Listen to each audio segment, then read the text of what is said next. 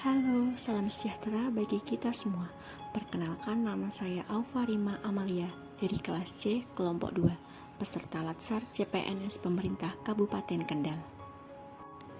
Pada kesempatan kali ini, saya akan menjelaskan learning journal bagian kedua, agenda 1 yang berjudul Analisis Isu Kontemporer. Analisis isu kontemporer merupakan suatu pokok persoalan yang terjadi pada masa sekarang atau menjadi trending topik pada saat ini. Jadi, solusi penyelesaiannya harus sesuai dengan masa sekarang, yaitu masa modern. Terdapat 4 tahapan penyelesaian isu. Yang pertama, identifikasi dan deskripsi isu. Yang kedua, memilah atau menepis isu. Yang ketiga, mendalami atau analisis isu. Yang keempat, alternatif penyelesaian. Tahap yang pertama yaitu identifikasi isu dengan cara kepekaan dan kepedulian seseorang terhadap tuntutan dan atau kondisi lingkungan. Yang kedua, kemampuan berpikir kritis. Yang ketiga, mengkaji gap atau kesenjangan antara kondisi yang seharusnya dengan masalah nyata yang terjadi. Terdapat 3 lingkup isu.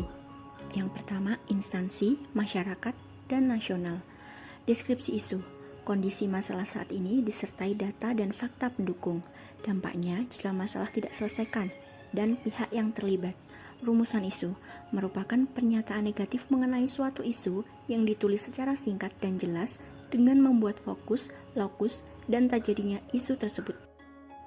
Tahapan yang kedua adalah memilah atau menepis isu. Ada 2 teknik. Yang pertama, teknik APKL. A. Aktual, yang berarti benar-benar terjadi dan sedang hangat dibicarakan dalam masyarakat.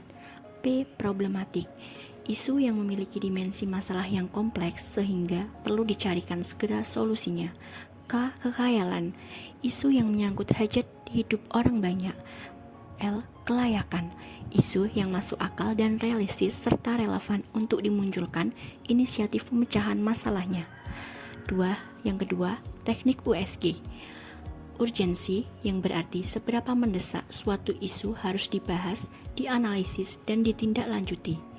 Seriousness, seberapa serius suatu isu harus dibahas dikaitkan dengan akibat yang ditimbulkan. Growth, seberapa besar kemungkinan memburuknya isu tersebut jika tidak ditangani sebagaimana mestinya. Tahapan ketiga adalah mendalami atau analisis isu, yaitu ada langkah tahapan Fishbone. Langkah pertama yaitu menyepakati pernyataan masalah. Langkah kedua, mengidentifikasi kategori, salah satunya dengan metode 6M. Langkah ketiga, mencari sebab potensial. Langkah keempat, menentukan penyebab masalah. Tahapan yang terakhir adalah alternatif penyelesaian, yaitu dengan membuat tabel rekomendasi alternatif penyelesaian isu seperti pada gambar di samping.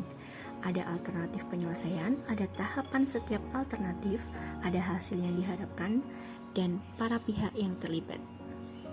Setelah materi selesai, terdapat 2 jenis tugas, yaitu tugas individu dan tugas kelompok.